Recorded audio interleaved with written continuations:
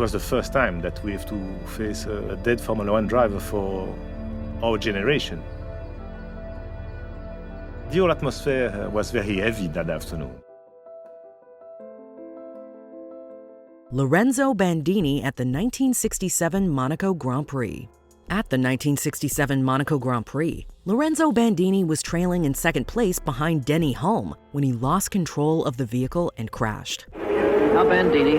Bandini's crashed. Good Lord, look at that. The car, it looks like it's upside down, Phil. The car flipped and its fuel tank broke, which resulted in the car bursting into flames. Marshals struggled with rescuing Bandini as the flames constantly grew and made the task all the more difficult. Although Bandini was eventually pulled out of the vehicle, he had still sustained third-degree burns. He was taken to the hospital, but sadly he passed away 3 days later. He was 31 years of age. Gilles Villeneuve, the 1982 Belgian Grand Prix. Near the end of the qualifier session of this edition of the Belgian Grand Prix, Gilles Villeneuve aimed to improve his position and lap time, so he attempted to cut another racer. There was clearly confusion as to which side he should complete the maneuver. He went right and hit the vehicle he attempted to pass. Villeneuve's car flipped several times, and the subsequent impact was so devastating, it resulted in Villeneuve being launched out of the vehicle. He was rushed to the hospital, but hours later it was announced that he had passed away. Jules Bianchi, the 2014 Japanese Grand Prix. In F1 races, one crash often leads to another, but none have been under such unusual circumstances. During a lap of this race, as a result of weather conditions, Sauber's Adrien Sutil would go off the track and hit a wall. A crane was used by marshals to remove the vehicle. During the removal process, Marussia's Jules Bianchi wound up driving directly into the crane. He was unconscious and was subsequently placed in intensive care. He later passed away as a result of the head injuries he sustained during the accident. He will be much missed in the Formula One paddock. Ronnie Peterson, the 1978 Italian Grand Prix. Crashing the vehicle he was meant to drive at the race during a practice session, Team Lotus's Ronnie Peterson was forced to drive an older model instead. Along with his vehicle facing technical difficulties, the main race began as the flag was dropped before all the cars were in their respective positions. The ensuing havoc and confusion caused by the error resulted in Peterson's vehicle colliding with a McLaren driven by James Hunt.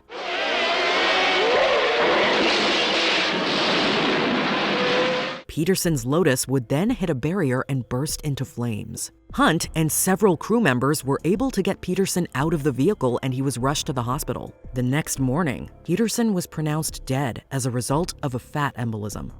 Romain Grosjean, the 2020 Bahrain Grand Prix.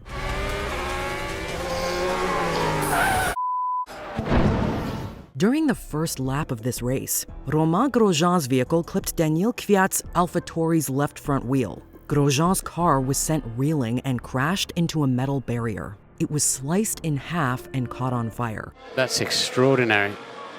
Yeah. Just the car It's gone through the barrier, you see. The car's gone through the barrier. Despite all odds, Grosjean was able to remove his race boot, escape the vehicle, and ultimately save himself. Surprisingly, he left relatively unscathed, having only suffered minor burns and spraining his left ankle. Having only been inside the vehicle a mere 28 seconds after the crash had occurred, it is truly a miracle that he survived and was able to escape an almost certain fate. I thought about my kids and I said, no, I cannot die today. Alberto Ascari, the 1955 Monaco Grand Prix. Trailing behind Sterling Moss in this race for the lead, Alberto Ascari was in luck when the engine of Moss's Mercedes broke down. The opportunity to take the lead, however, was missed, as Ascari's vehicle swerved out of control, crashed through a barrier and directly into the Mediterranean Sea. Ascari has overshot the chicane. The car has somersaulted straight into the harbour. The car sank, but fans breathed a sigh of relief when Ascari appeared on the surface. He was subsequently rescued and hauled out of the water. A motor launch has picked Ascari up, and he is brought over to the harbour side, where an ambulance is waiting. Despite the harsh nature of the crash, Ascari came out of the whole ordeal with a broken nose and some bruises. Wolfgang von Trips, the 1961 Italian Grand Prix.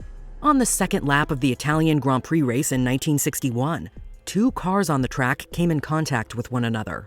While one of the cars, driven by Jim Clark, came to a halt, the other, driven by Wolfgang von Trips, was spinning out of control and struck a section of spectators, 15 of whom were killed. Von Trips was thrown out of the vehicle and did not survive the accident.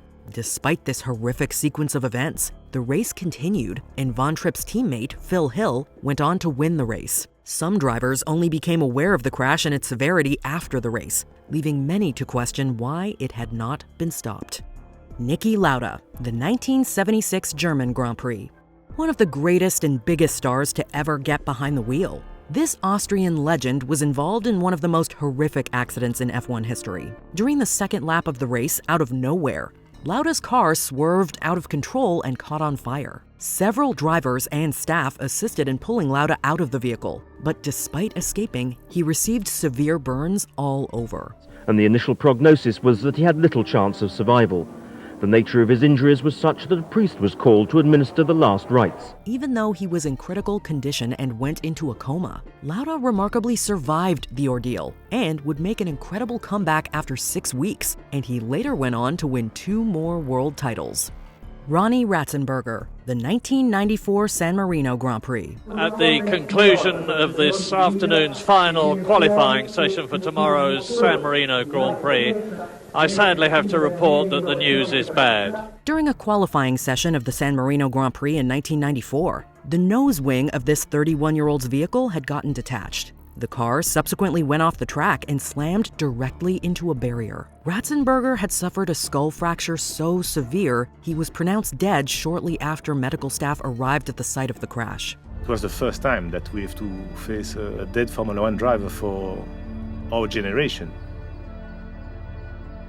The whole atmosphere was very heavy that afternoon, and everybody was thinking about what are we doing here, or what's the point, Worst of all, many believed the tragedy could have been prevented, as Ratzenberger was aware of the issue with his vehicle, but opted to complete another lap instead. Unfortunately, this wouldn't be the last tragedy to take place at the 1994 Grand Prix in San Marino. Ayrton Senna, the 1994 San Marino Grand Prix.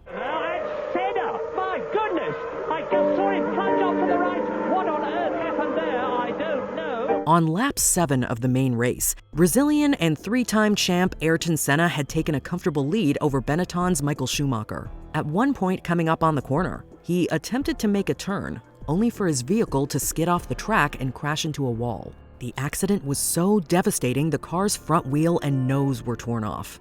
Ayrton ran out of luck.